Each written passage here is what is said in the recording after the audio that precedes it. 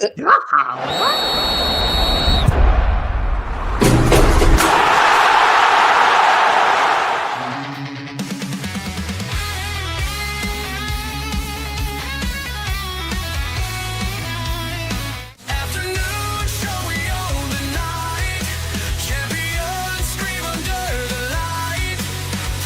is a great honor for every fan of the Dallas Cowboys. I'm honored to be in the NFL.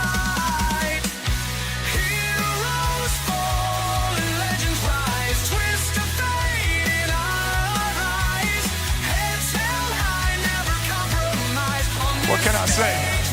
Mamba out.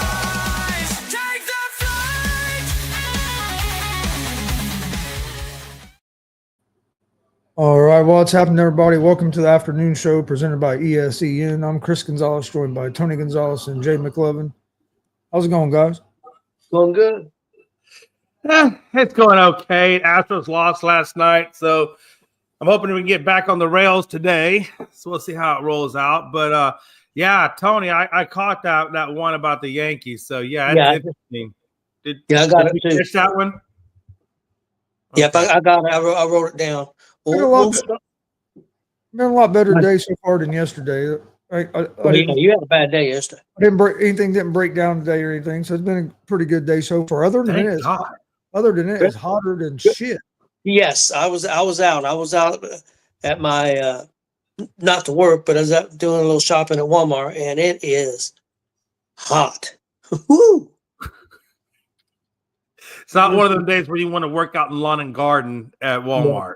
No, it's one of them days you just want to keep your ass in the house with the air conditioning. Exactly. It is warm. I think our heat index here is supposed to be up to date about 110. Yeah.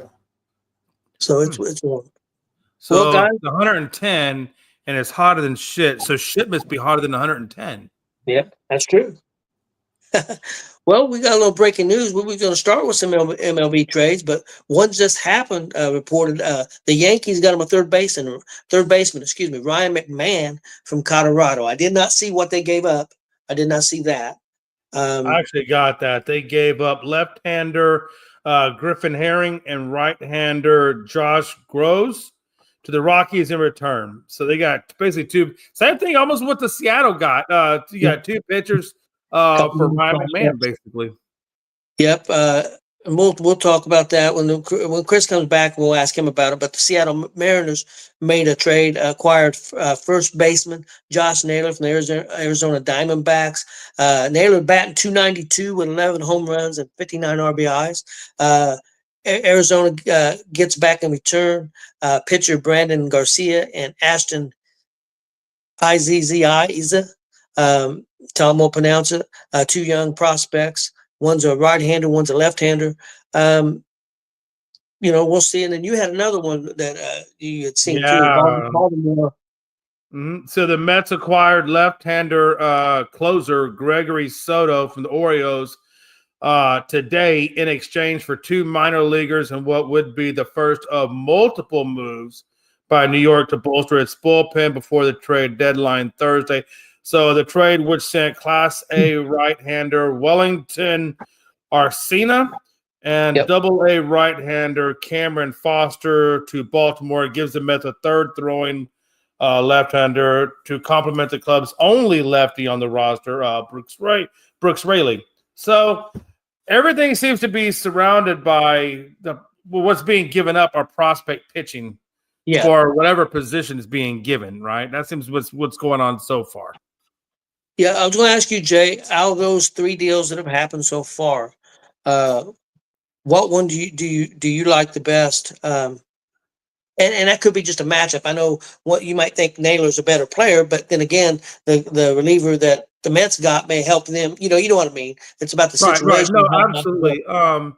I absolutely have Naylor being the best trade so far in terms of what he means to the team. Because, in all honesty, a couple of months ago, the Seattle Mariners let go of their first baseman, Tellez, however you say that guy's name, and they got Naylor for him. So actually, now you picked up a guy who bats .290, a good contact hitter. What is the one thing that Seattle has been lacking is hitting? Yes, they have Kyle Raleigh. Yes, they have Julian Rodriguez. But the problem is Rodriguez is either hit or miss. Kyle Raleigh is about a 256 guy. He's either going to get the ball over the yard or he's going to get an out. What I like about Naylor is he's more of a contact hitter, which means he's more of getting on base. So that means his OPS, things like that, are a little bit higher. And that's one thing that desperately that Seattle has needed was a first baseman, number one, and another contact hitter for that offense, number two. And actually, I don't know if Seattle plans to make any more moves, but even with the Naylor move, that actually helps them to secure or to keep that wild card spot and make the playoffs. So I think Naylor was the best one out of the three that have happened so far. Chris, the one that we was talking about, Yankees got Ryan McMahon from Colorado, give up a couple of young prospects, the pitching prospects the Yankees did. Do you know much about McMahon? I know a little bit. He's a decent third baseman. I don't know his contract. Yeah, I don't know a whole lot about McMahon. I mean, I've heard the name. He's a pretty good player, but I don't know a whole lot about him. Yeah, and then of course Naylor went to Seattle. I like that pickup, like Jay said. He's batting 292, 11 home runs, 59 RBIs. So you're talking guys that probably going to end up between 280 and 300 batting. Probably going to end up close to 20 home runs and probably close to anywhere to 80, 90, 100 RBIs by the end of the year. So pretty quality hitter there. And then like he said that the Mets got a relief pitcher, Soto, from Baltimore. So nice pickups for them. Chris, what's your take on Naylor?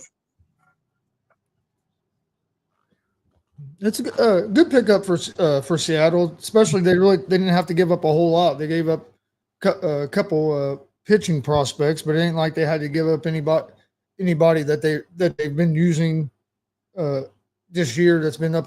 That's that's on the regular roster. You gave up a couple prospects. I think Naylor's like 28 years old, so he's not. Yep. He's still pretty young. So it gives him another bat in their lineup, and he's a pretty good first baseman as well. So yeah, I think it's a good pickup for Seattle. I mean, to get a guy like Naylor and not have to, in my opinion, give up a whole lot. I mean, don't get me wrong, one of them pitchers could turn out to be real good. You never know, but you know what you're getting from Naylor, and right now you don't really know what you're going to get from them two prospects. So I would say it's a pretty good deal because you didn't have to give up it. You didn't break up anything on your team to go get him. Yes. Yep. I agree. Jay, anything else stands out to you on any of these trades? On the trades that we just made right now, no. I mean, I think they're pretty straightforward trades.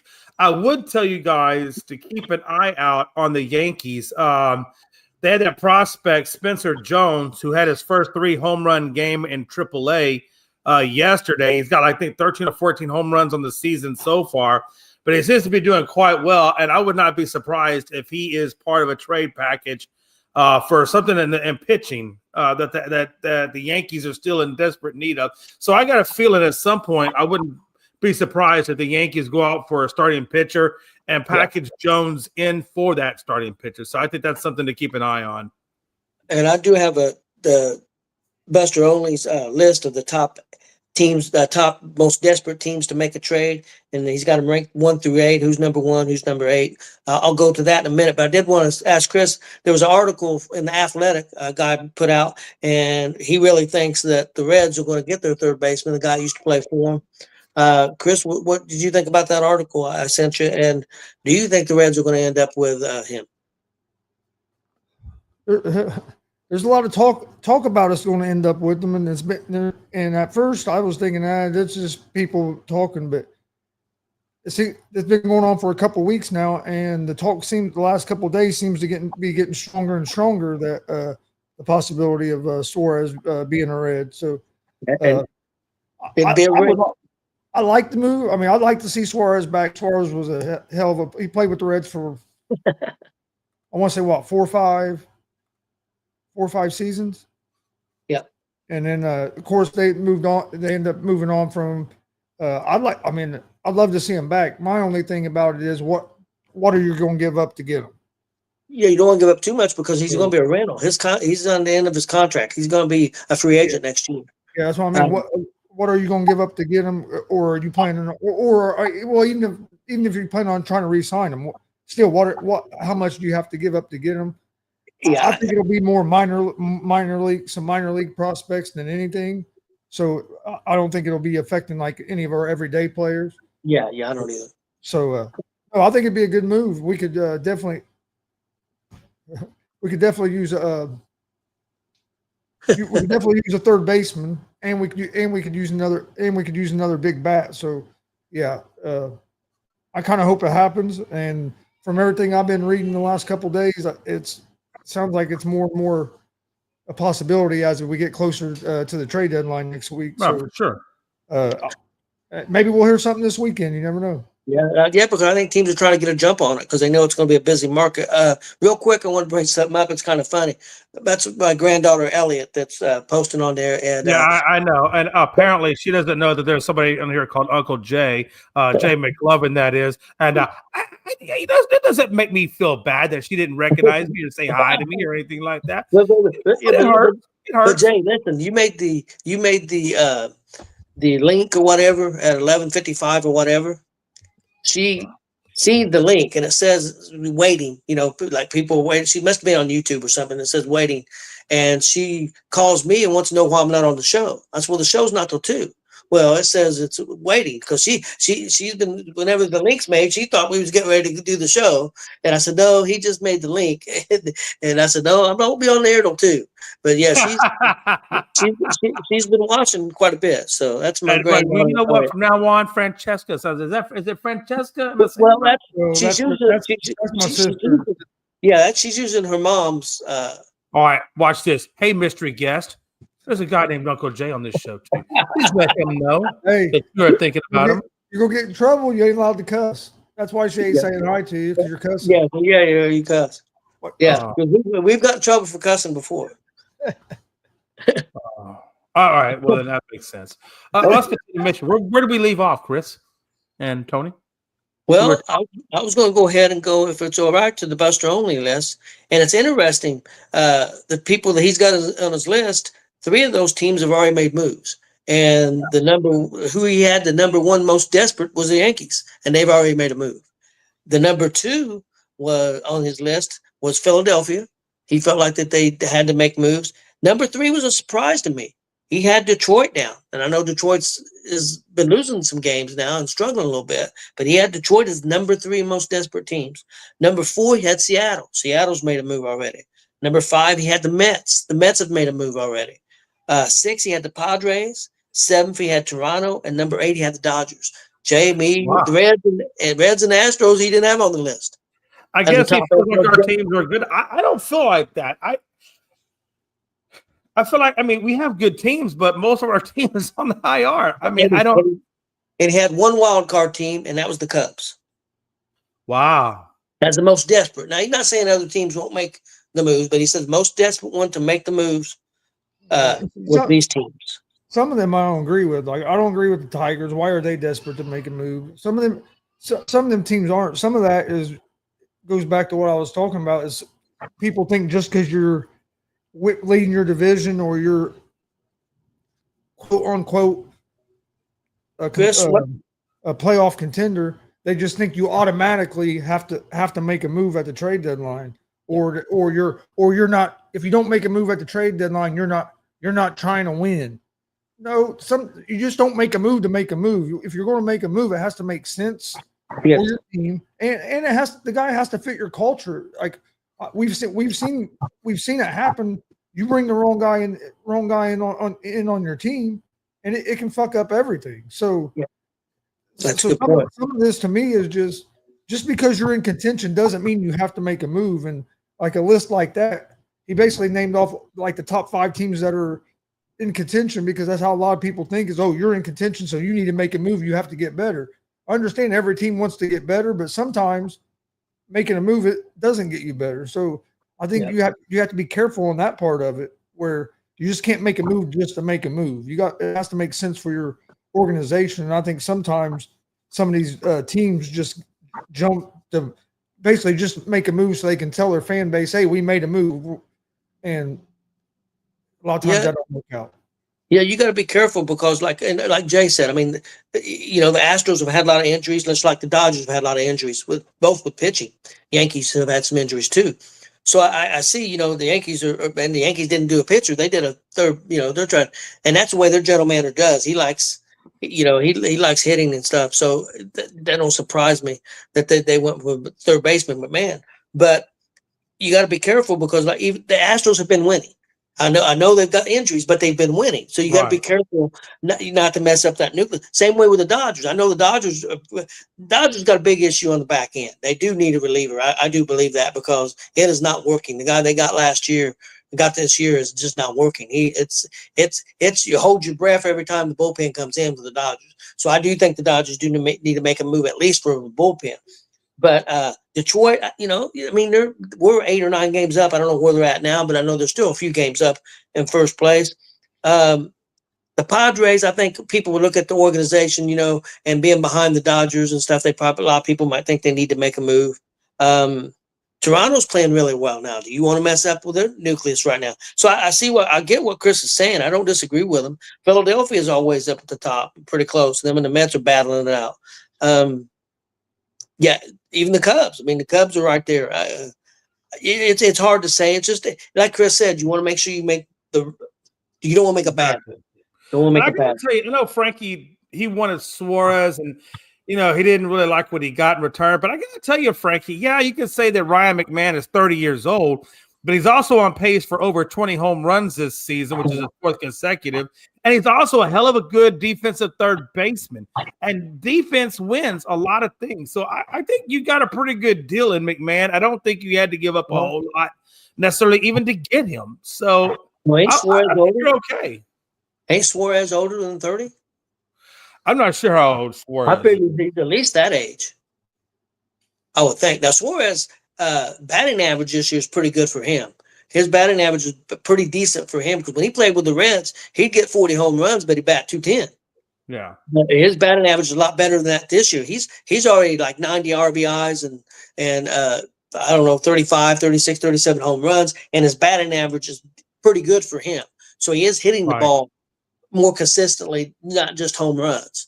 Because when he played with the Reds, that was one reason they got rid of him. He could barely hit his weight.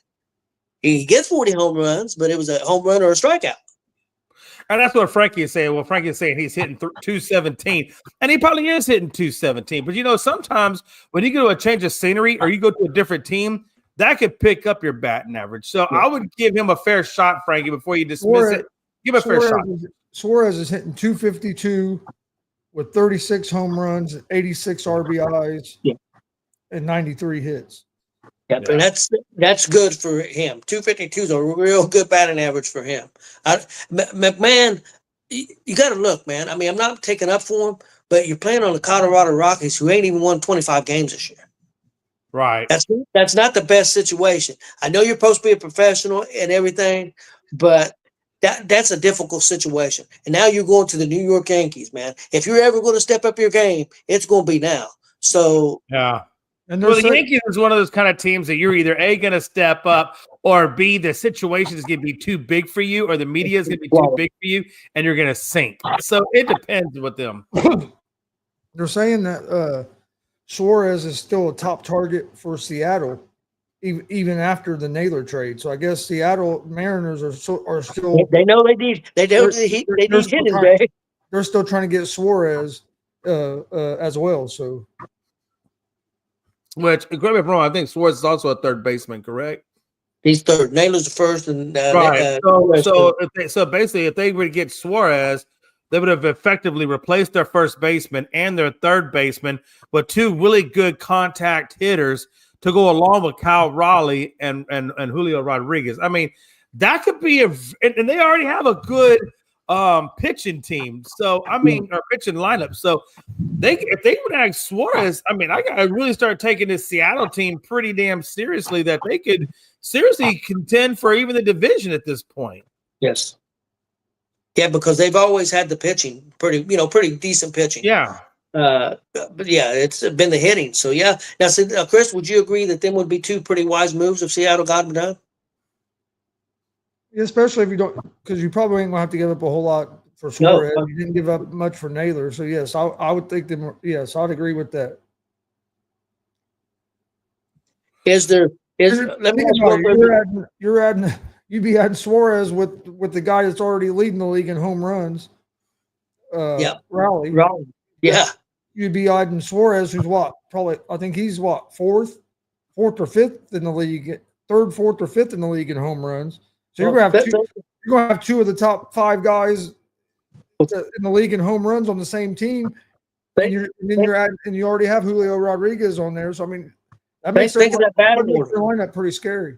Think of that batting order. You're talking about putting Naylor in there too, who's 292, 59 RBIs. Man, you could put him in the second spot, third spot. Your 3, 4, 5, 6 spot or 2, 3, 4, 5 spot could be killer. Yeah. It could be scary. That's true. Let me ask you on this list, guys. I'm gonna read it again. Is there anyone that you think out of these 8 teams that, well, Seattle's proven, especially if they make another deal for him, but out of these 8 teams that you think are one that really are the most desperate and really need to make moves, in your opinion? You got the Yankees at 1, Philly at 2, Detroit at 3, Seattle 4, Mets 5, Padres 6, Toronto 7, Dodgers 8. I think you were right about Toronto. I don't think Toronto needs to do anything at this point. I think they're good the way they are. However, the Dodgers really are hurting on that pitching side. And Mookie Betts just got on a day-to-day thing because he hasn't really actually been performing well. So the Dodgers are kind of in a weird spot. But do they really want to take on more money or give up more assets? I don't know. The Dodgers are a weird predicament. The Dodgers are in a really weird predicament. I agree with the Dodgers. I think they got to do something on the relief pitching. But the team that I think, I mean, they spend out a lot of money too, not as much as the Dodgers or maybe the Mets or the Yankees. I think the Padres. I think the Padres got a lot of talent on that team. I think they need to find a move that's going to help them get over the hump. Now, I'm not saying they should just make a move to make a move. I think they got to find a good fit. And I don't know if that's pitching. I don't know if that's hitting. But I think the Padres, in my opinion, need to make a move. Chris, is there a team out of them that you? I'd probably say the Dodgers just because of the relief pitching, but the other team I would say would be the New York Mets. They spend a lot. They spend a lot of money, and this is last year they spent a lot of money, and it didn't work out. This year they've been playing better, but I still think they need, if they want to kind of get their name out there, I think they need another piece, and then they could really compete. Let me ask you guys this, for Jay. If Houston doesn't make a move, and Chris, for you, if the Reds don't make a move at all, don't do anything, are you going to be upset? Yeah, I will be. I'll be very upset. I will be upset because I know for a fact that Javier is not coming back this season. I don't see Spencer Arrighetti coming back this season. I don't really see too much of anything pitching-wise. I mean, you can bring back McCullers if you want, but he's pitching like ass right now.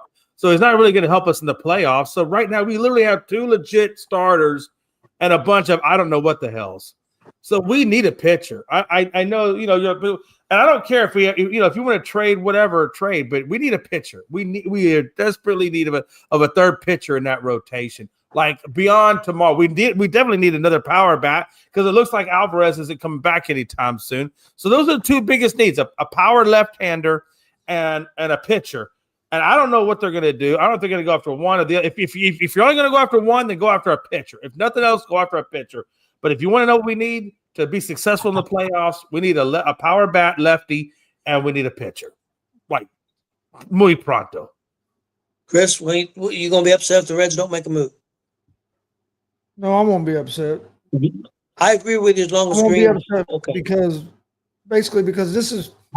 I understand everybody wants them to make a move. Now, if they make a move for Suarez, I'd be real happy. But if we don't, I'm not going to be disappointed or mad or upset because it's the first year of Terry Francona.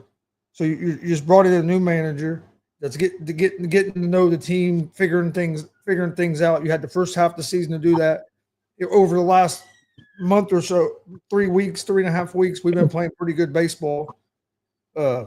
Started the second half with a good series win, and we did lose our second series. Now you got a big series coming up tonight, but yeah, I wouldn't be real upset because I like the core we have. I understand the Suarez move because that move does make sense. It makes you it make you better now, and you're not giving up a whole lot, and it's taking care of a need. But if you can't get a guy like that, to me, it's not a big deal to kind of do, because I think you're going to get Hunter Green back here soon. So then you're going to get your other ace pitcher back, and Noelvi Marte's been hitting the ball. A lot of your younger guys are starting to their bats are starting to get hot. McLean's been coming around, Steer's coming around. So to me, I'd be all right if they don't make a moves. I wouldn't be real upset. But if they would go after and get Suarez, I mean, don't get me wrong, I'd be happy about it. I think they must be confident that Green's going to be okay, because I haven't heard anything about them, interested in pitching. Yeah, they said that. From what I hear, Green could be back maybe next week. Okay, he's going to make it. He's going to make one or two starts in the minor leagues, and if there no setbacks, they plan on he'll be back pretty soon. I kind of agree with you. I don't feel as strong as you do about them, about not being upset. I won't be upset, but I'm going to explain myself. I feel like they wasted a lot of time with a bad manager. And so I'm impatient. I know we got a good manager now, but I'm still impatient because how many years are we going to have with this good manager? Because we wasted so much time with that terrible freaking manager that we had. They had no business being the manager. They never did anything to prove itself that he should have been in that position to begin with. That I'm a little impatient. So, but I am trying to be patient, and I do agree. We don't want to make a move just to make a move. I understand that. Suarez would be a nice get if we got him. It's not the end of the world if we don't get him. Now, I would be upset if tomorrow they come out and said Green's not coming back and we don't make a move to try to strengthen up the pitching staff, because I think we're going to need somebody if Green's not there. But that would be my only thing. Like if I was Houston, probably I would try to, pitching wise, I'd probably try to make a move on Lugo or Seth Lugo or even Chris Bubic. Those would be the two guys that I would probably be trying to acquire. We get Green back. Our starting pitching rotation is going to be pretty damn solid. The way that Abbott's been pitching all year, then you got Lodolo's been. I mean, Lodolo could be an ace on a lot of teams. So I mean, you got basically right now you've got three guys that are. You almost got three aces. So I mean, when you get Green back. Yeah, they're pitching really well. We'd have a killer top three there, and Martinez does a nice job too. And you got some backup. Singer does pretty good. And then you got Ashcraft in the bullpen if something was to happen, an emergency. So yeah, they would be setting pretty good. I agree. It's going to be interesting, guys. Let me go over a little bit of some of the matchups that's going to come up this weekend. We got Philadelphia at the New York Yankees. Big matchup for both teams. We got Toronto at Detroit, which I'd already started. Toronto already won game one of that and put it on them pretty good. Detroit's struggling a little bit right now, but everybody hits that. I mean, they were hot most part of the year. Just hopefully for them that they don't fall apart. Dodgers at Boston could be an interesting series. Boston's a tough place to play. Got the Rays at the Reds. Chris, what are you looking at this series? How you think things are looking for the Reds? I think they're looking good. I like the pitching matchup tonight. You got Martinez against Littell. Littell's like 7-8 with a high three ERA. Like I said, Reds were playing good baseball. They did lose 2 out of 3 to the Nationals. One of the games they just played. They played off to a terrible start. Got down 7-0 first inning and ended up losing the game 10-8, and had a chance. The other game they lost, I think 3-2. Washington scored in the 9th inning, and then we put it on them like 7-0, and then it shut out the third game. So we've been playing pretty good baseball. We had those couple games where. But Washington does that where you'll see them play where they just hit the fuck out of the ball sometimes. They had a couple games against it.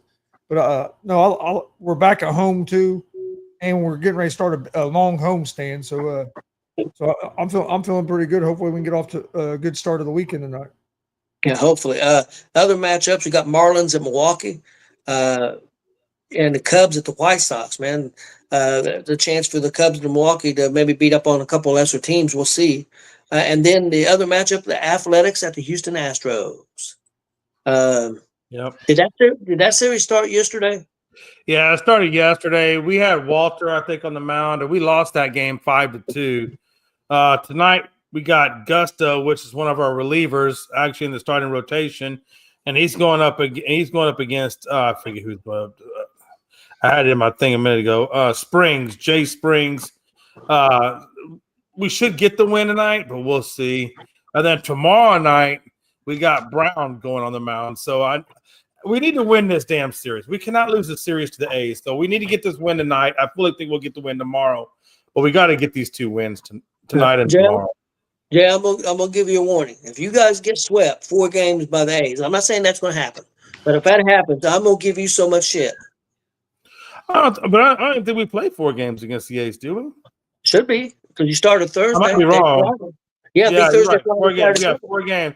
No, we won't lose. Well, we got Gordon after that. So we got Gusto, Brown, and Gordon. I don't think we'll lose that series. I think we'll either tie it or win it. Yeah, ties. I mean, with them winning game 1, ties would be. I mean, don't get me wrong. You want to win the next 3. That's not always easy. So the worst you want to do is end up a tie. No, I'm pretty sure we'll win it. I'm not going to say for sure. I'm going to the game on Saturday, but I'm pretty sure we'll win. I think we'll win this series. Well, Jay, have a good time, man. Have a good time. Yeah, we'll see. Hey, let me ask you, Jay. Did you like the old Astrodome the way it was, or do you like the way it is now? Because I assume you was in the old Astrodome. Oh, for sure. I love the Astrodome. I'll always love the Astrodome. I mean, that's iconic in Houston history. But, like everything else, man, everything always has its time and its place, right? The only thing that was bad about the Dome was that, there was never good seating. If you were like up in the mezzanine or better, it was okay. But, man, it was just, you're so far away from the field that it feels like, you're watching dots. I like Minute Maid much better for baseball because you get a better everywhere in Minute Maid Park. You have a good view of the game. So I guess now it's Daikin. So I like Daikin better than the Dome, just from the fan experience. Jay liked it better when it was Minute Maid and they had the damn hill out in middle center field. Oh, what's wrong with the hill, man? Come on, little nature hike didn't hurt nobody. Stop being a wussy over there. That was the stupidest damn design. I don't know who came up with that. I don't know who came. Some rich guy said, "Hey, let's put a hill out there." I think let's put a flagpole in play. In play. On a hill. Yeah, hell with it. I agree with you because I liked Riverfront Stadium in Cincinnati, but the new stadium is definitely nicer, of course. But the seating's a lot better at the new Red Stadium compared to Riverfront. Even though I was a Riverfront Stadium fan too. Oh, I liked Riverfront, but the new Red Stadium is awesome. It's a great place to go watch a baseball game. Okay, guys. The tickets, I think I spent $36 a ticket. And I'm telling you, it's got a beautiful view, man. I mean, it's right there on the first base line. Look, right between first base, almost. Let me just a little bit into the outfield a little bit, but man, but the way you're so close. I mean, everything's like right there. So for $36, you can't really beat it. That's a good deal. We've been getting pretty good deals when we went to the Reds games. You can get pretty good seats, pretty reasonable for the most part. Right. I don't know why Frankie over there in the comments talking all this smack about the Yankees, man. As far as I could check, you guys are way down in the standings. So shut up there and try to fight for your wild card spot and be quiet. Damn Yankees peoples. Gonzo, damn Yankees people, man. Guys, I've got a list. Is there anything else you guys want to cover until we go? I got most influential sports figures since the year 2000. Is you guys ready to go to that, or is there anything else you guys want to cover? In terms of baseball, no, I think we pretty much hit everything baseball, unless you got something, Gonzo. Nope, I don't. No. Okay. Well, guys, this list, And let me explain the list, and this guy wouldn't be on the list because it's back. They're looking at people that was real influential, guys like Muhammad Ali, those type of people, and also great athletes too. Don't get me wrong; that definitely makes a deal or big in their sport or that type of thing.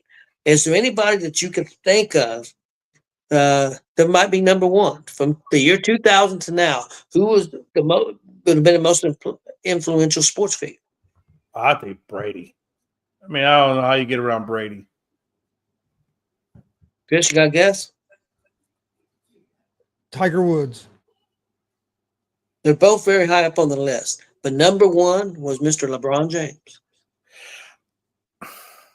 I was almost going to say LeBron just because of popularity, but I don't know how. I don't know, man. I guess the only reason I can see why he'd be above Patrick Brady would be maybe basketball is a more popular sport than football. Maybe that's the reason why, because it sure as hell ain't from success. Football is more popular than basketball. You would think, but why wouldn't Tom Brady, the most influential person in football ever, versus a guy who honestly is the number 2 guy in the sport all time, unless you think that MJ is or LeBron's better than MJ. Nobody's going to say anybody in football is better than Thomas Edward Patrick Brady, right? I mean, he's a clear cut. Let me give you a little information that may help with the list. There are 3 females. Go ahead, Chris. I was just saying, I would have Tiger Woods at number 1. Well, unless their number 1 just shocks me. And the reason I say that is Tiger Woods made a sport basically like mainstream. Like, yeah, there wasn't hardly nobody that some people watch golf, but golf wasn't very popular. Tiger Woods came around, golf became.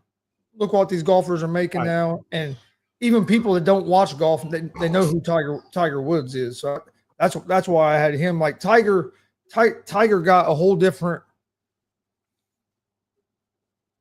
ethnic of people and group of people to watch and start playing golf. And you're seeing a lot more diversity in golf and a lot more athletes you saw a lot more athletes playing golf instead of just some of your on where it was more of your unathletic guys playing. Now you're starting to see some more of the athletes. So that's why I would say Tiger. I just think he had so much influence on that sport. I don't know, you know what I mean? No, absolutely. And I would tell you, I would be much more in alignment with Tiger being number 1 than LeBron being number 1. And I think Chris makes a very good point.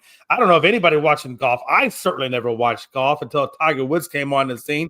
And then I started paying attention to it a little bit, right? But before Tiger, I really wasn't paying attention to golf ever.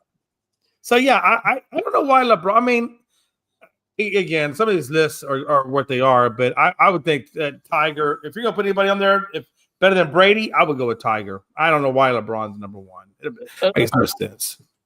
Little background, guys. So you guys know there's 3 women on this top 20 list, 2 of them in the top 10. Also, there's 2 football coaches on this list. Let you know that. There's some that surprised me. Number 10 really surprised me. We'll get to that. But I'm going to read off 20 through 11. That way, that'll give you some context, and then maybe you can think about who might be in the top 10. Number 20, Ichiro Suzuki was number 20. I didn't follow his career, so that I would say that surprised me, but it surprised me because I don't know much.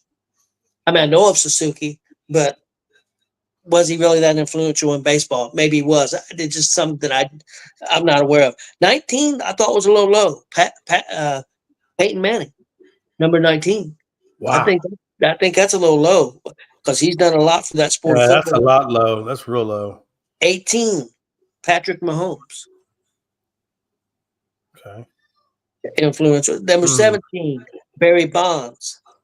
Number 16, Michael Phelps.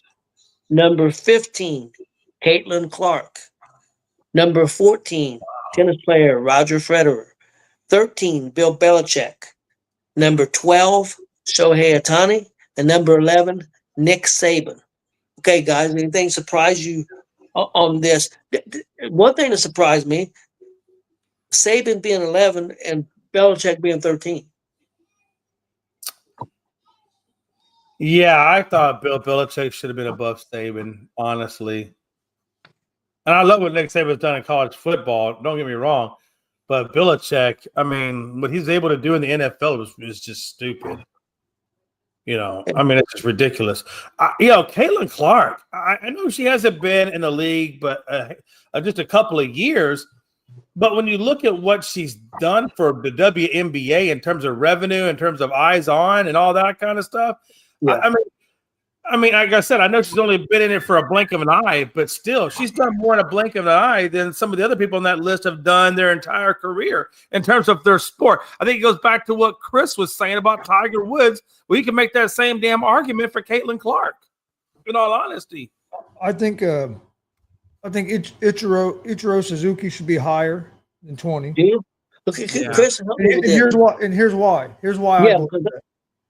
I want to hear this because I don't know much If you're about going by Suzuki. influence, if you're going by influence, he was one of the first players from Japan Yes.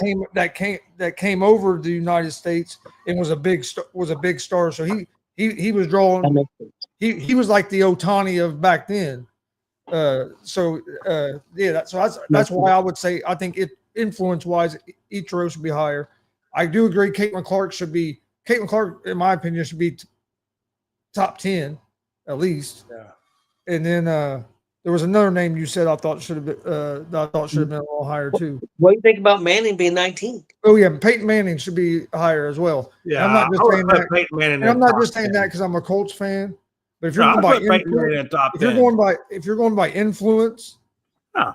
he changed the way offenses was ran in the NFL. Like all the audibles before snaps, the no huddle,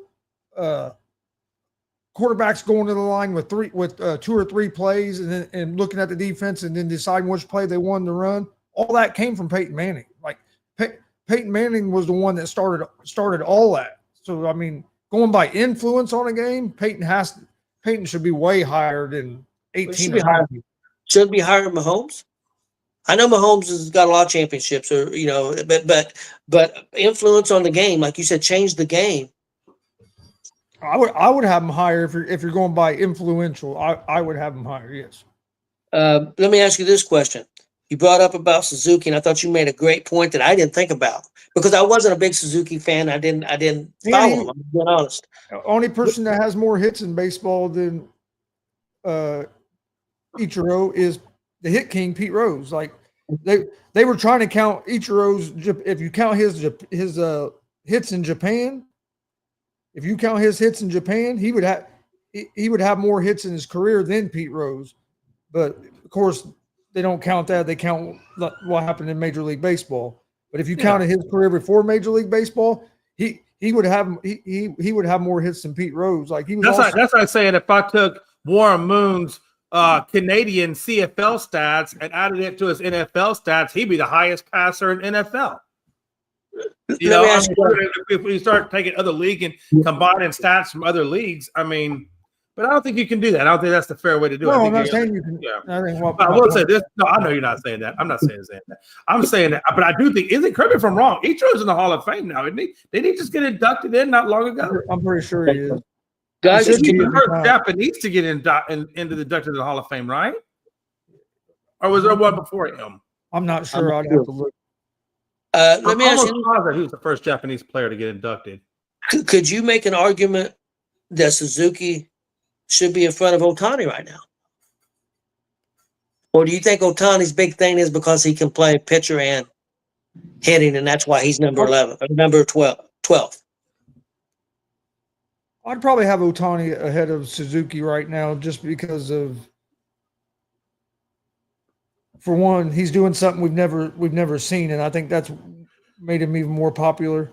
And if you look at his influence with Japan, I mean, look how many Japan players the Cubs and the Dodgers have been going, and some of these teams have been going and getting just since Otani has came too. Since he's came, it seems like even more Japanese players are starting to come over.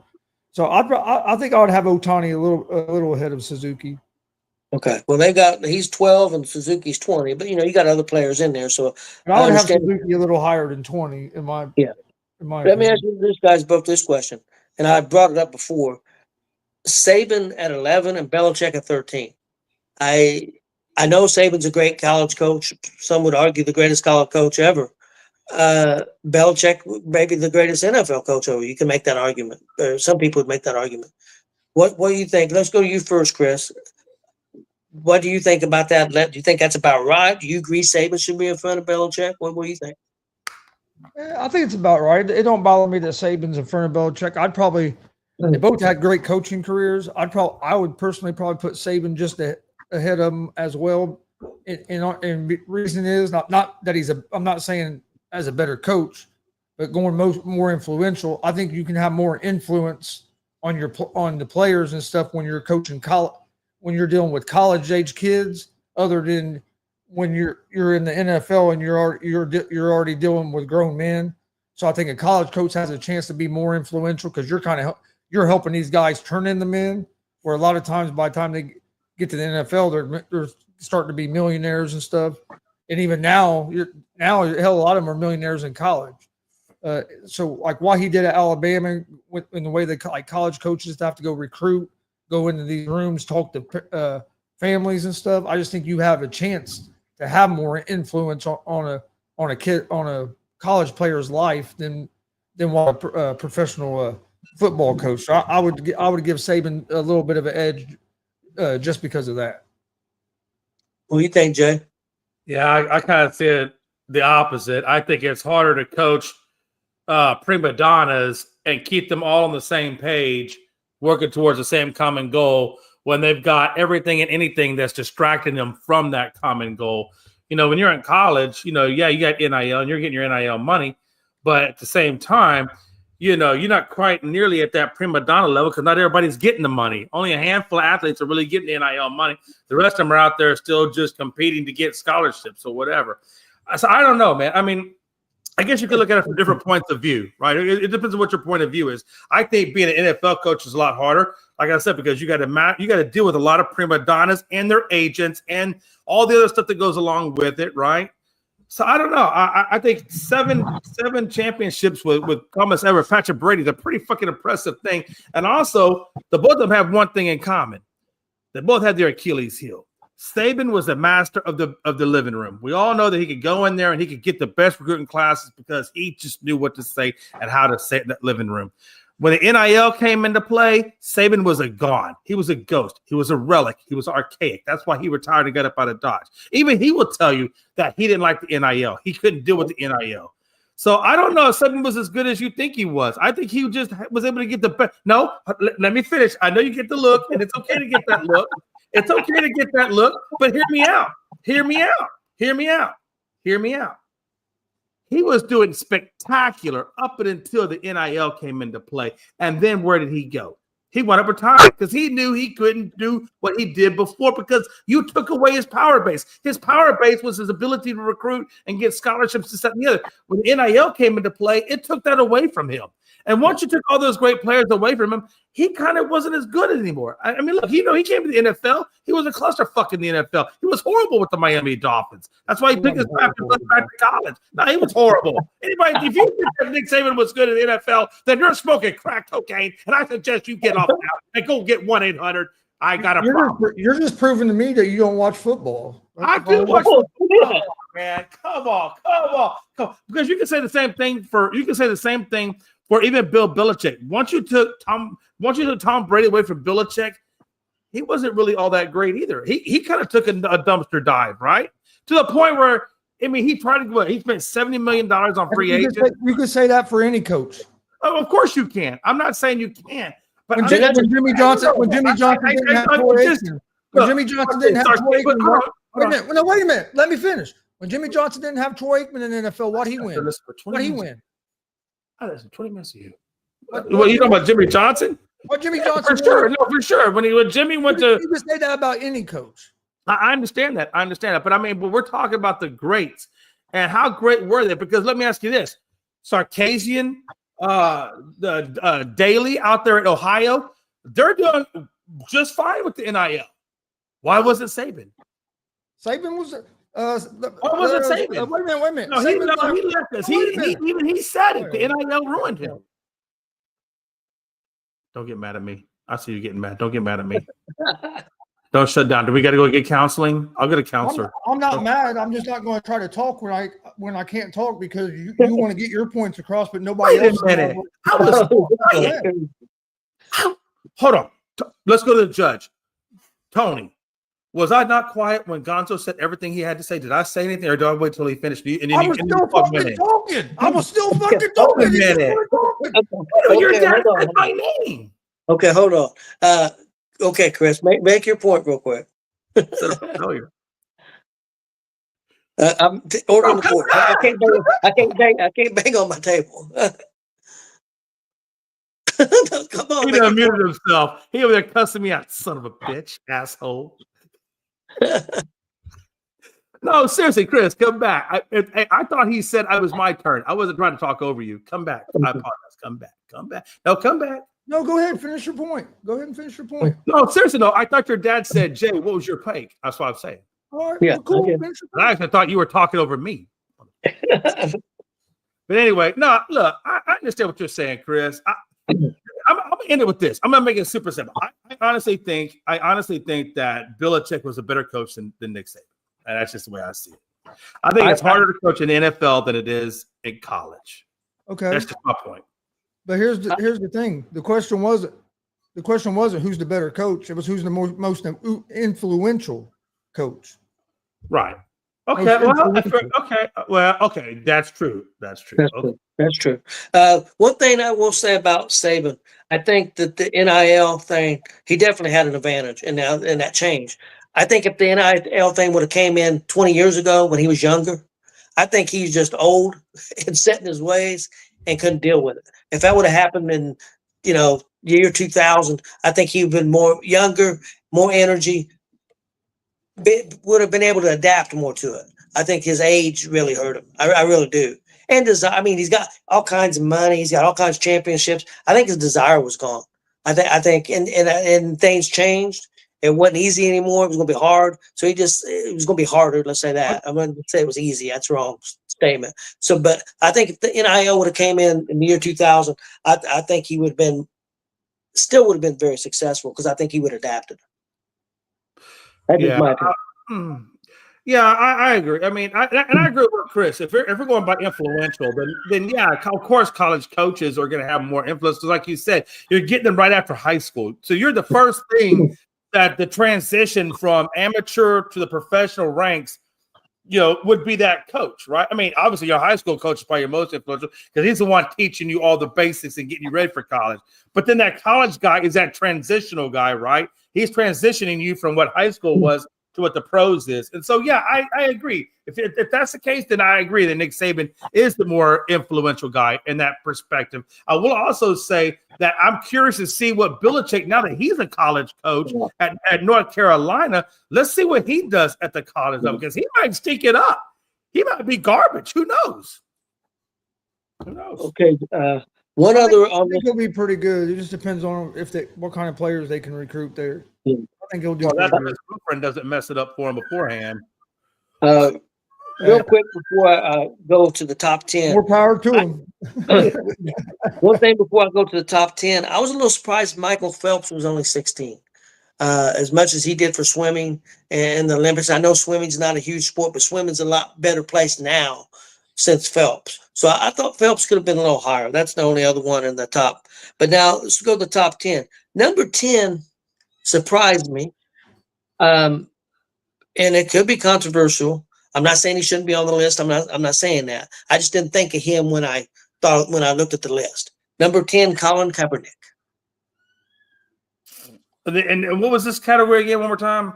The least influential. The most influential sports figure since the year 2000. Okay, so we're still in that same. Okay, I don't know how Colin Kaepernick's in this list. I mean, if you want to, I don't know. He's more of a political guy than he is an influential guy in the sport. But if you want to say from a political standpoint and raising a movement and whatever, then I guess you could say that. But if you're talking about just straight sports, nah. I think I'm not saying he shouldn't be on the list. I don't know if number 10. I think, and we may be looking at a wrong standpoint, but I think 10's high. Chris, what do you think? Yeah, I think 10's high. I think the standpoint that they're looking at it at is the political stuff. But to me, more than being influential, he was more of a person showing people what not to do. Like he was showing more people the stuff that you do if you don't want to play football, if you don't want to be in the NFL no more. He impacted that more to me than he did influencing anything. So yeah, I wouldn't have him in the top 10. Yeah, my take on Kaepernick is that this is my opinion, and I know it may piss some people off. I think, and it's easy to say after the fact, I think he could have found a way to play and still could have been more influential and helped his cause and helped other people's cause by being on the field. And I'm not just saying playing and keep your mouth shut. I'm not saying that. I think he could have found a way to do both. And it's easy to say that after the fact. My honest opinion, that's easy to say that. My opinion has been the same since the beginning. I think he knew his career. He was starting to stink it up. He knew his career was over. It was a money grab. Could have been. I mean, I wouldn't rule that out. I wouldn't rule that out. That's honestly the way I felt from the beginning about it. I always believe that sports is like church. Church and state. You keep them two separate. I don't know. I like my sports separate from politics. I do. Okay, guys, I'm going to read the top 10, and then we'll talk about it. Number 1, LeBron James. Number 2, I thought was high at first till I thought about it. Maybe not. After I thought about it. Stephen Curry, number 2. Tom Brady, number 3. Number 4, Tiger Woods. Number 4, Lionel Messi. Number 6, Kobe Bryant. Number 7, Serena Williams. Number 8, Simone Biles. Number 9, Cristiano Ronaldo. I'm probably not saying the last name correctly, but and Colin Kaepernick, number 10. That's the top 10 most influential sports figures since the year 2000. Anything stand out to you guys? What do you think? I'd have Tiger Woods higher, and I would have Serena Williams higher. Yeah. Let me ask you about Stephen Curry, number 2. What do you think? It's kind of changed the game. Yeah. I probably would have had Steph Curry in top 5, but I probably would have had him in top 5. Yeah.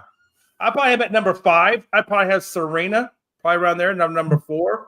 I know you guys question LeBron James being 1. And if you had to get to pick it, out of these 20 names that we said, who would you have at number 1? I think it'd be a toss-up, and I think I would go either way, and I wouldn't be mad.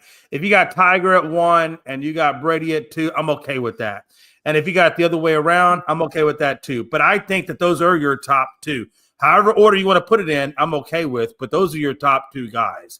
I don't know how they're not the top 2. Well, I'll throw another name in there, especially with Tiger, that comparison. Serena Williams. I was going to say my top 2 would be Tiger and Serena. I think you could throw Serena right there. Bullshit. You don't think so?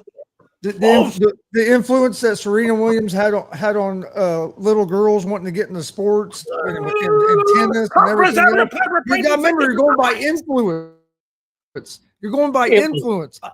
I would have Tiger and Serena as my top 2. And Jay shaking his head. I can't do it today, man. I can't do it. You don't think take Serena, the will of Jesus. Take the will of Jesus. You don't think Serena was very influential? I think Serena was absolutely influential. Do I think she's more influential than Thomas Edward Patrick Brady? Hell no. No, I don't. And here's another reason. To me, football players are a little bit of a disadvantage when it comes to the influence, because the way they're marketed, the big star football players like Brady, Manning's, they're all well known by people, even if you don't watch football. But since football players have the mask, you don't hear from your other ones. But like with Tiger, Serena, people that aren't even involved in the sports all know who they are because of the marketing, because they're marketed just themselves. Where in NFL, a lot of times it's not marketed like that. So I do think that can hurt the football players some on their influence, just because, like, now Brady, everybody knows Brady, but if you go like NBA, there's a lot more players in the NBA that people that don't watch the NBA are going to know their names than in the NFL. You know what I mean? Yeah, I understand what you're saying. I mean, both of these athletes have great stories, right? You can look at Serena. We've all seen King Richard. We all know the story behind Serena and Venus. We've seen it. They have an incredible story. All the things they had to overcome, the barriers, the whole nine. I get it. It's a great, impactful story. That's why I have her at number 3, in my opinion. But I also know that it's very hard in the NFL to go from number 6 or from be a 6th rounder, damn near into 7th rounder, and to go on and win as many. Winning Super Bowls isn't easy. If it was easy, everybody could do it. And what he did was impressive. It's almost crazy. It was crazy. I don't know. I have a hard time with that because both of them have incredibly great stories. Yeah. Yeah, it's tough. I agree. I think she should be higher. I think she should be in the top 3. Placing her, I agree with Tiger being up there. I agree. I think Brady, because Brady's 3 right now, so I think he definitely deserves to be up there. I'm not making an argument for LeBron, but I'm wondering if they're not thinking LeBron, where he came from high school and did all he's done, and then he's also started corporations, made a lot of money for. He's made a lot of money for other people. He's been very influential in the Black community. So I think that may be influence-wise is why they think LeBron James is that high. I'd have LeBron in the top 5. Yeah, I think maybe. Would you have? What does everybody know about Bron? Flops. Well, that's true too.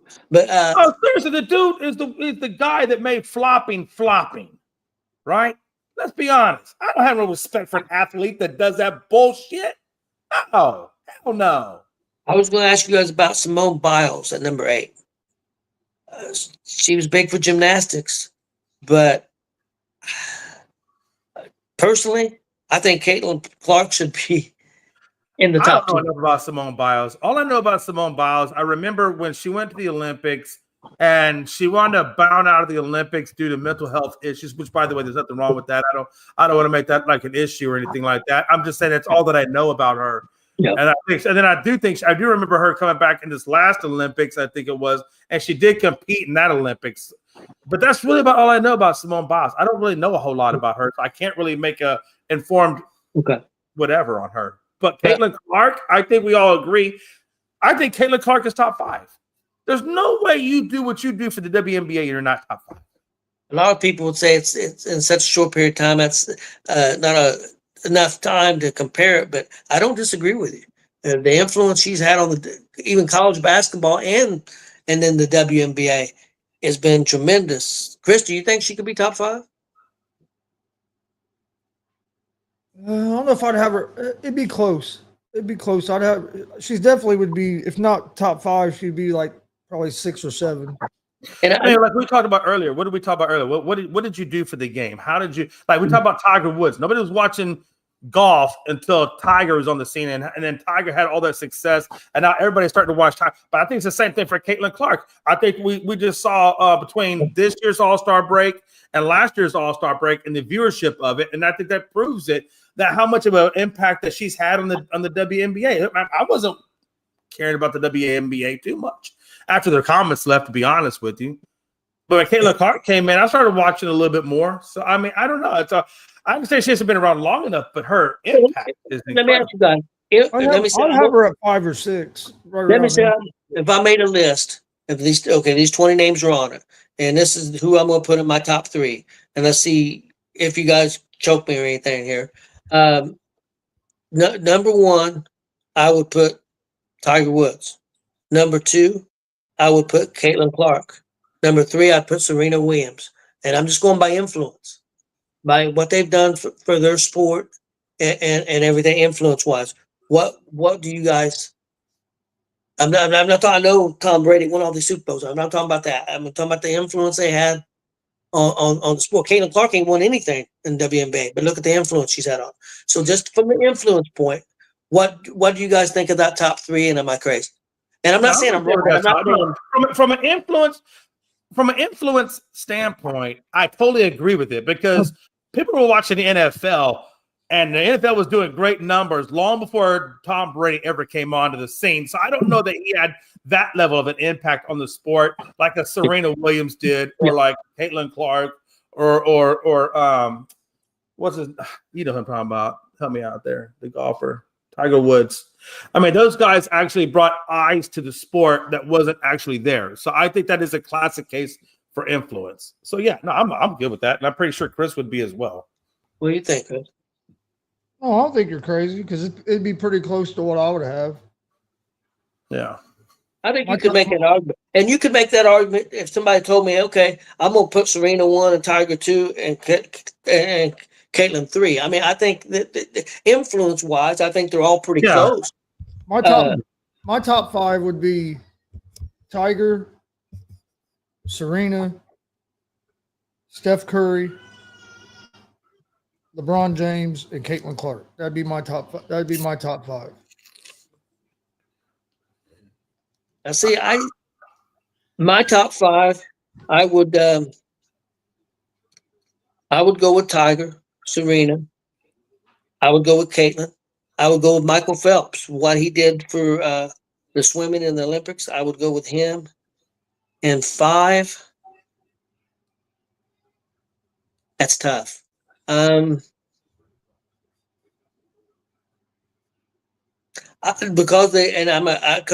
people gonna say I'm a homer. I'm gonna say Peyton Manning because he changed the game. He didn't win all the championships like Tom Brady, but they changed the game. Or either him or Stephen Curry. I just don't get Steph Curry in there. What has Steph Curry done that's so influential? I understand he's a great player. You can say he's like Tom Brady. I mean, that you can make that argument in terms of how great he was as a basketball player. But what has he done to the game that's influenced? He changed the way the game of basketball is played. Why is the game of basketball all about 3-pointers now? And why is everybody? It was the 3-pointers. He didn't cause that. The game caused that. They were doing that long before Steph Curry came. They wouldn't shoot 73 a game before Steph Curry came around. I remember when the Rockets were shooting like 8 or 9 threes a game. It wasn't up what it is now. But not from anywhere on the court like he's done. Like he brought but that's not influence. That's just great skill set. Yeah. No, that's influence. Because now what does little kids do? Little kids, they don't. Little kids you're right. ain't. I want to be like Brady. They're not trying to get to be Tom Brady. See, here it goes again. I can't even finish my goddamn point. I'm done. Caitlin Clark style is kind of based on Stephen Curry. Why are you so sensitive today? Why are you so sensitive? Jay, what would be your top 5? I'm not too far off from where you guys are. I'm really not. I do believe 100% that Tiger, Serena, Caitlin, if you want to put LeBron in there, because we're all talking about the 2000s, put LeBron in there. I don't know. I see where he is at with Steph Curry. I understand that with the 3 points. I also see that a lot of people out there are trying to be Thomas Everett, Patrick Brady Jr. as well. I mean, you can't tell me they're not trying to be out there with the dink and dunk passes. I don't know. The only problem I have is with the Steph Curry versus Brady. I think it's that one sticking point. Okay. The rest of them I'm good with. I would have Peyton Manning ahead of Tom Brady. And I would too. And only when I say I agree with you on that is because what your dad said a minute ago and talking about how he changed with the audibles and the calling the plays at the line of scrimmage and things like that and how he changed. I would agree with that. You know what? I'll tell you what. Forget Tom Brady. Drop him out of the mix. Okay, he's done. He's gone by the wayside. No, seriously. No, because that's a good point. I can get behind a good point. If you make a good point, I'll get behind a good point. And that's a good point. So if you want to, if I would agree with, and let's see what you guys are. I would agree with Tiger Woods, Serena, Caitlin, Peyton Manning, LeBron James. I would agree with the top 5 of that. That's a good top 5. And like I said, got to remember that's the thing because we're such big sports fans. We're looking at accomplishments and championships and stuff. This is not what this is. It's influence. So yeah, if we're talking about the greatest quarterback of all time, Tom Brady gonna be number 1. But then again, let me ask you guys another question then. And this is really more for Gonzo because I'm curious to see where he thinks about this. If we're talking about influences in terms of what they've done, and I agree Steph Curry did. I mean, he's a big 3-point, right? He's a 3-point champion for a reason. So if we're going to do that, why couldn't we just take Bron out of the mix and put Steph Curry in there? Because what he did for the 3-point game. Because really, LeBron is one of the greatest players of all time. But he didn't really do anything that's going to change the game other than flopping. Now, Steph Curry, on the other hand, Steph Curry, on the other hand, he did change the 3-point game. So I give you that. I think that's in the context of what Tony is asking for. So then if that's the case, I would go with Tiger, Serena, Caitlin, Manning, and Curry. And I would have LeBron at number 6. That sounds fair. I mean, you can make that case. I would personally have LeBron in the top 5 because He's not a LeBron fan. He's not a LeBron fan either. No, I'm just giving Chris a hard time. But because LeBron's influence is like that of Michael Jordan, where all the kids wanted to be when I was a kid, all the kids wanted to be Michael Jordan. Younger kids like my son's age, everything was about LeBron. It was LeBron James. Like his influence was, that's what, you know what I mean? Like his influence, I think you have to have right up there too. I never heard somebody turn down a pair of Jordans for a pair of LeBrons. No. I'm just The person who did you, Chris? Who did you want to? Hey, my son would have much rather had a pair of LeBrons than Jordans. Yeah, man, he's nuts. He's nuts. My grandson, your son's nuts. Chris, I didn't say what nuts, but. Hey, I'm going to tell you this. Hey, no, seriously. I went into my wife's classroom. Now, she teaches 5th grade. I went in my wife's classroom, and I looked around the classroom to see what the kids were wearing. And I would say I saw 3 pairs of Jordans, and the rest were just generic-ass shoes. Really? Real quick, growing up as a little kid, 10 years old, let's say 10. That's probably about the age I was. Yeah, 10, 11, 12. What player stood out to you, and who did you want to be? I'll go first. No, height-wise, maybe I was still shorter than him, but the guy I identified was my favorite player was Joe Morgan. He was my guy. Any sport or any sport. It could be any sport. But Joe Morgan baseball was my favorite at that time growing up. In the 70s, early 70s, baseball was big. It was a lot bigger than the NBA and stuff because the NBA really wasn't going that strong in the 70s. Not that it wasn't popular, but but baseball was what was for me. Before the strike, baseball might have been the biggest sport in the country before they went on strike and all that. I mean, I watched basketball. I watched more hockey when I was a little kid than I did basketball, to be honest with you.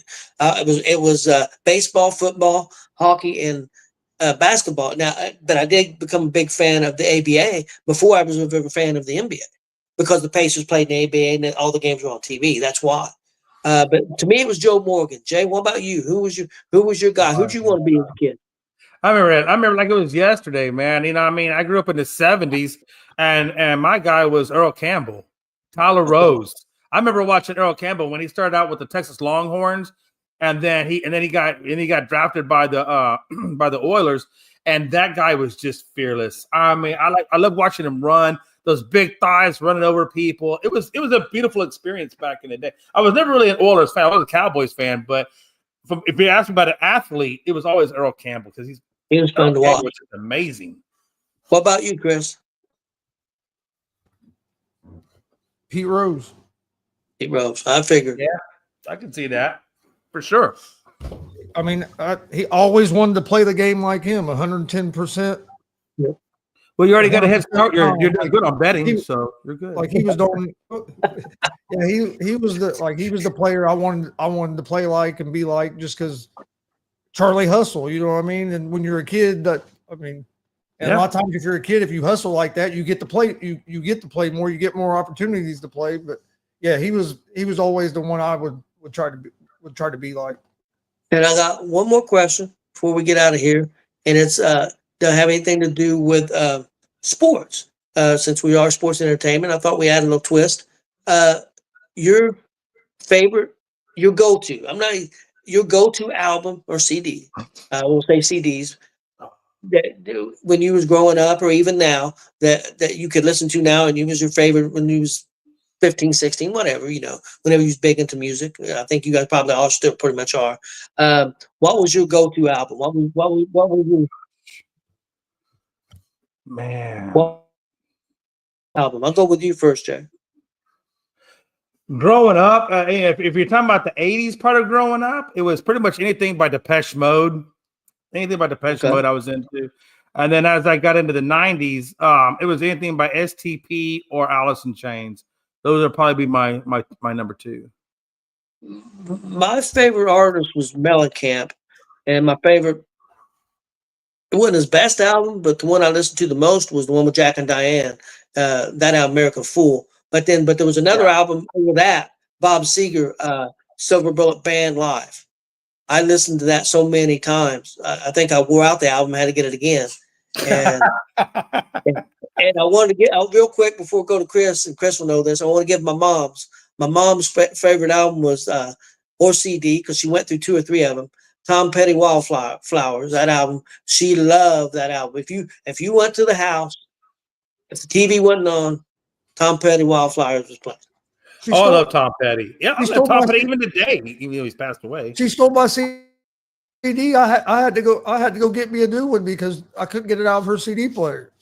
Yep. And she wore that out and had to get another one. If she was doing housework, washing dishes, whatever, nobody's home, you know, my dad's at work, that thing was blaring. You wouldn't be able to get in the damn house because she couldn't hear you knock on the door or doorbell. Door's locked, and she couldn't hear you because she had that damn stereo up so damn loud she couldn't hear you. Sometimes I'd have to jump over the fence, go to the backyard, beat on the window because I knew she was in the kitchen, and I had to beat on the window to get in the house. That's hilarious. That's hilarious. Now, I do like a good Doors album though too, man. I like Doors. I love Jim Morrison. Anything but Jim Morrison. But anyway, What about Chris, you, Chris? what you got, Chris? As a kid, of course, I listened to a lot of Mellencamp because Dad listened to a lot of Mellencamp. But He didn't have much choice. but my favorite album as growing up when I was in school was probably Tupac, All Eyes on Me. It was a 2-disc album, and you could just let it play through all the way through. Oh, I know. I'm familiar with that. That was probably my favorite album as a kid. But my favorite probably album, one of my favorites to listen to of all time, is the Foo Fighters' Greatest Hits. I'm a big Foo Fighters fan. And Yeah, me too. Me too. I still listen to that Foo Fighters' Greatest Hits album at least once or probably, hell, if not every day, about once or twice a day, I'll listen to some Foo Fighters. And the greatest album, the Greatest Hits album, you can't go wrong there. You can just let it play. Oh, heck no. Okay, now Tom Petty Wildflowers was also one of my favorites because Tom Petty is one of the best shows I've been to. For sure. That's always been one of my favorite albums as well. But another album that I listened to a lot, that a lot of people, I don't know if Village People. No, Blues Traveler. YMCA. I'm a big Blues Traveler. I was a big Blues Traveler fan. 1978. You're a Blues Traveler? Yeah, Oh yeah, I'm a big Blues Traveler fan. Hook, Run Around. I've went and watched them in concert a couple times. I was a big Blues Traveler fan. Hey, I remember Blues. I got a couple of Blues Traveler albums. Hey, Jay, let's tell how stupid Tony Gonzalez was, Mr. Naive, 1977. Had no idea. I had the Village People's album. I had no idea they were gay. I had no fucking idea. Dressed up as Indian. Oh yeah, oh hell yeah, I'm a moron. Hold on one second. Oh shit, here we go. Metallica had a couple good albums too. I can still listen to over and over. Hopefully he ain't going to get that voodoo doll out. Get Pearl trouble. Jam. There's been some good ones. I'm gonna show you some, and you tell me who the band is.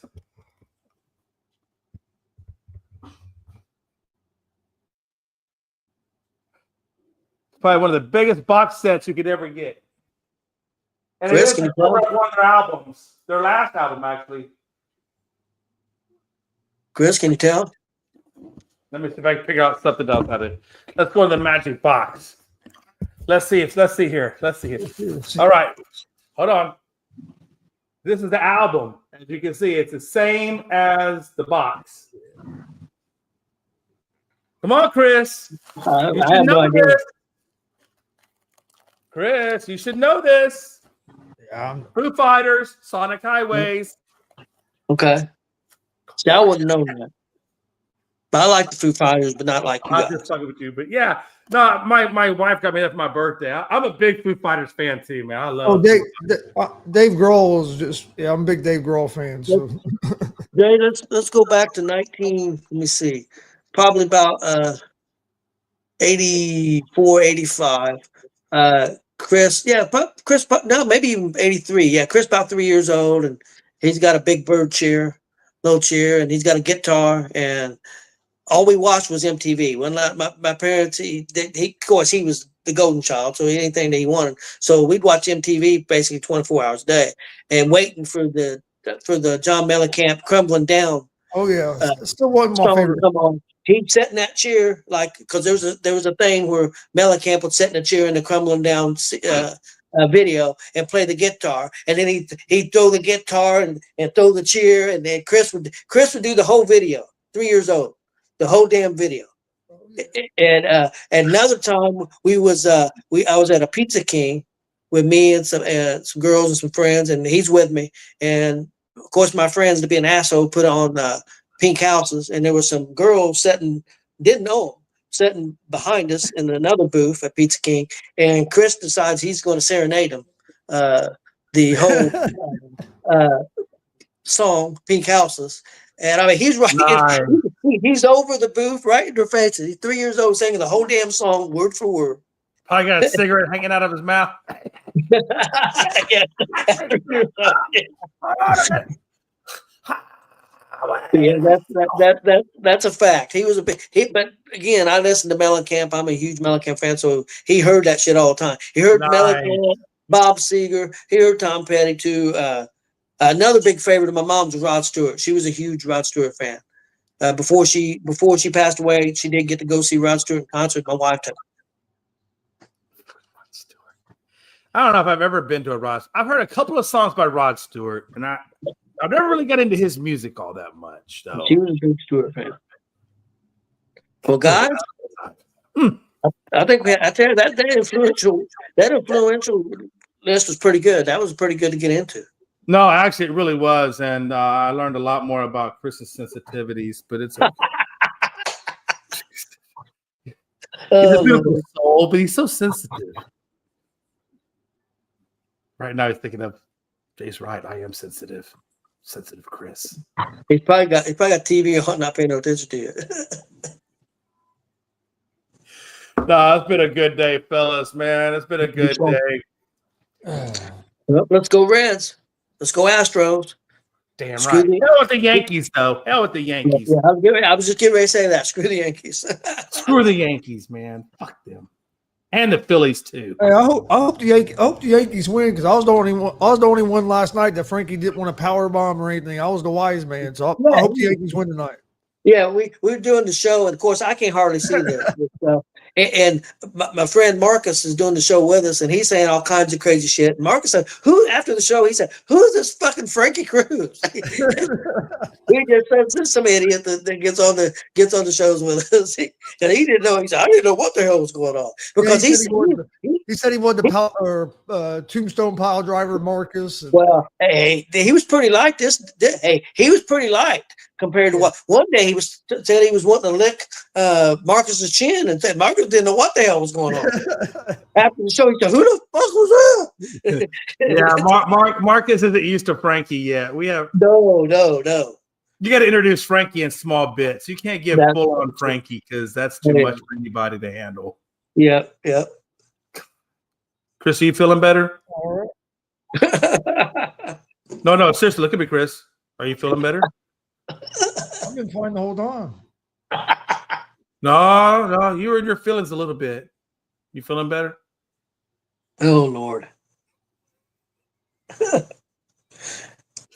I never know. I can never engage Chris because Chris ain't got but two emotions. One is quiet, like he is right now, and two is the vein popping out the left side of his face. I don't know which version I am getting. All right. Well, we got anything else? No. Oh, Just get over. Everybody have a great weekend. Damn it. Did they cancel the game? All right. Hope everybody has a good weekend. Please hit that subscribe button on YouTube at Gonzo Sports Room and at ESEN, and we will see you guys on Monday.